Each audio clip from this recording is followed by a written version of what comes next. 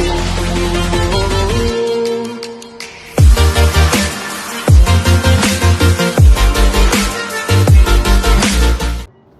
mga ka-idol, today's my mini vlog. Siyempre, magpiling artista muna tayo habang nakasakay tayo ng bus mga idol. Ayan, habang nakasakay na ako ng bus mga lods, siyempre papakita ko muna yung ganda ng UAE. Alam mo mga lods, makikita mo talaga na nasa ibang bansa kapag nakakita ka ng maraming mga building at matataas.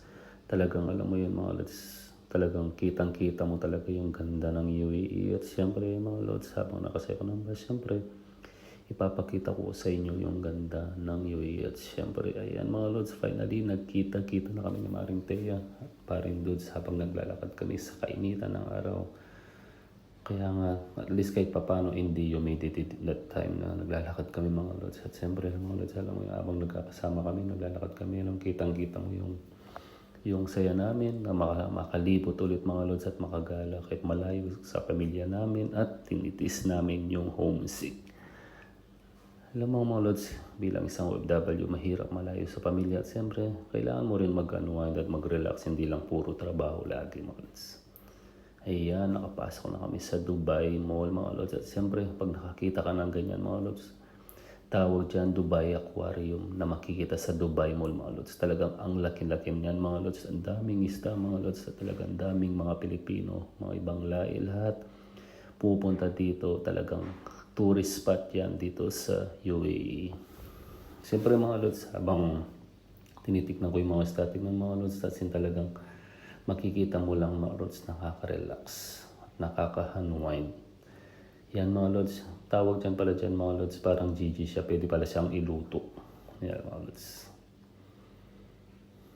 Ayan, di ba? Ang laki ng Dubai Aquarium, dito lang makikita yan sa Dubai Mall mga lods. Talagang kitang-kita mo yung ganda at talagang ma-amaze ka mga lods. Talagang pagpunta ka ng UAE, pupuntahan mo agad yung Dubai Mall at siyempre yung Dubai Aquarium.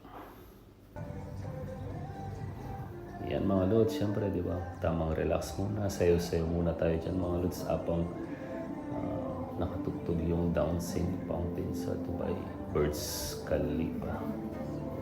Mula sa daming tao, di ba mga lods, talagang siyempre enjoy every moment, sabi nga, di ba, madalang ka lang makapasyal at makapag-relax, kailangan mo rin mag-unwind, di ba, feeling tourist lang tayo dyan mga lods.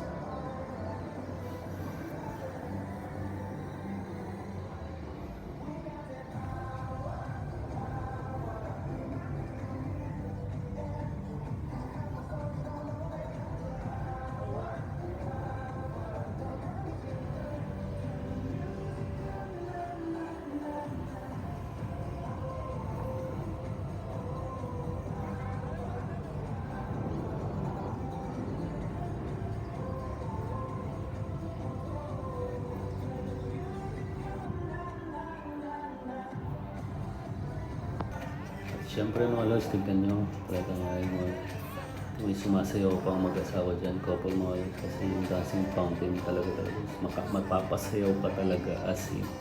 Talaga lang mga lods, ang daming tao dito. That time na pumunta kami mga lods, Sabado, siyempre alos day off at siyempre sahuran ng mga tao mga lods, kaya maraming sale, pero siyempre hindi man tayo makapamili mga lods dahil window shopping lang tayo, masilang tayo ng lods dito sa Dubai.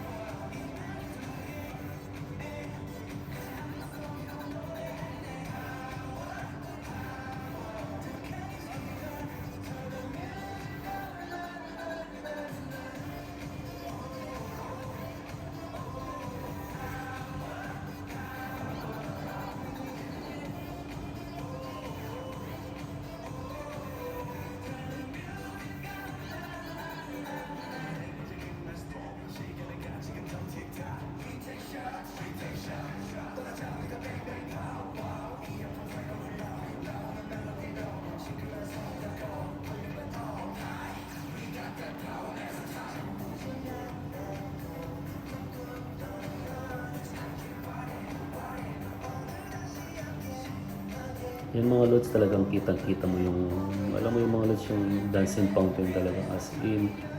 Yung sumasabay siya sa tugtog at nakaka-relax mga lods habang nandito ako mga lods, nakakalimutan ko yung mga problema. Alam mo mga lods, siyempre, minsan dumarating sa atin na may problema tayo pero siyempre, kailangan natin maging matatag at malakas para sa ating pamilya at siyempre, kaya nandito tayo sa abroad para sa kanila mga lods. Uwi na po kami mga lods. Ayan, pagod na. Antok na po kami. Thank you for the banding, for the food. Next time ulit. Next time ulit.